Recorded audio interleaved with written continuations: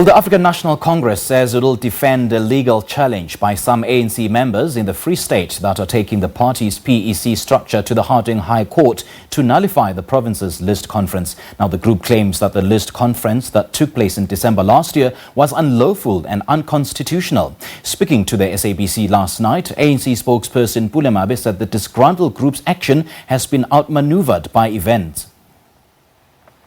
When the President of the Republic, President Cyril Ramaphosa, pronounced and gazetted the schedule of elections, it meant that all matters that have got to do with elections, whether they are objections or not, such matters must then be referred to the Electoral Court.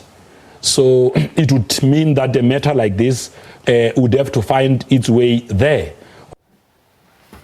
Well, the battle between the Democratic Alliance and Patricia De Lille is now heading to the Cape High Court after the DA refused to apologise to De Lille as ordered by the IEC. Well, the DA alleges that it fired De Lille for corruption, but the Good Party leader refutes this. De Lille maintains that she left the DA voluntarily so that she could form her own movement, as Manelise Dubase reports. De Lille says the DA's allegations amounts to a smear campaign. She's briefed her lawyers to seek an agent interdict in the Cape High Court to stop the DA from saying that she was fired for corruption. She's vowed to do everything she can to defend her name and her political track record. She was also on a campaign trail at Bela in the Cape Flats, while the ANC was also campaigning at Joe Slovo informal settlement near Langa. Both parties have set their sights on cutting the DA's majority in the Western Cape. We will improve on our performance. The only challenge that we do have is to ensure that as the ANC we reorganize ourselves, and we have been reorganizing ourselves. It is to get back to where we come from. I think there is a gap in that people are sick and tired of the old political parties and leaders. They're looking for something fresh and something new, and that's an alternative that we can offer. The ANC is upbeat about clawing back the support it's lost over the last decade. At least 8 of its National Executive Committee members were deployed to the Western Cape over the Easter weekend. Manelise Dubase, SABC News, Cape Town. Well, at 6:35, we'll be chatting to the Good Party leader herself, Patricia De Lille, and as well as the Democratic Alliance to react about the latest court bid.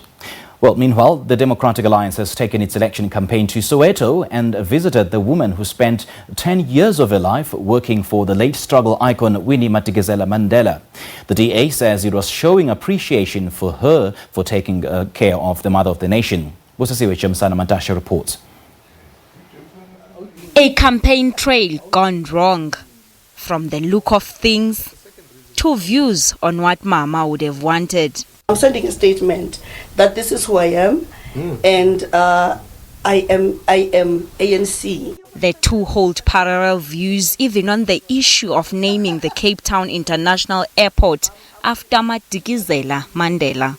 The party itself, of course, had voted against it because we think Cape Town is an appropriate name for Cape Town International, because cities are the key. But it doesn't mean that the city of Joburg itself, in Joburg, cannot honor one of their own who comes from Soweto, which is what the city is busy with. So as a party, it's not as though we oppose the honoring of Mamuini. We are just saying let's find the most appropriate way to do so. She's one of those that cannot just be forgotten. So there are those, you know, if the airport could be named after her, I would be really excited. I would be happier. The DA says the visit was not aimed at convincing Mam Zodwa to join the DA, but just wanted to acknowledge her work and that this shows political tolerance. Busisiwe Jemsana Mantashe, SABC News, Soweto, Johannesburg. The EFF Deputy President Floyd Shivambu has appealed to the party's student members to reach out to communities and educate citizens about the core values and principles of the party. He was speaking to the EFF Student Command at the East London campus of the Fort Hare University yesterday. Lubaba Lodada reports. We have been dealing with student matters for a very long time. pulling all the stops before the upcoming national and provincial elections. The EFF leadership wants students to spread the message of hope to the electorate. We are calling on all the young people of South Africa, students in particular, to rise and defend their future. So the only way we can safeguard the struggle for land expropriation without compensation and for free education is when the young people go to the communities and not be stuck in universities. Whenever they can, they must go to the community and speak to our people to say the future belongs to the EFF.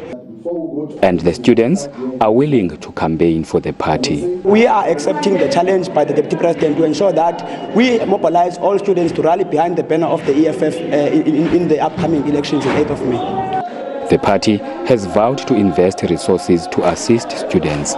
Lubabalo Tata, SABC News, East London.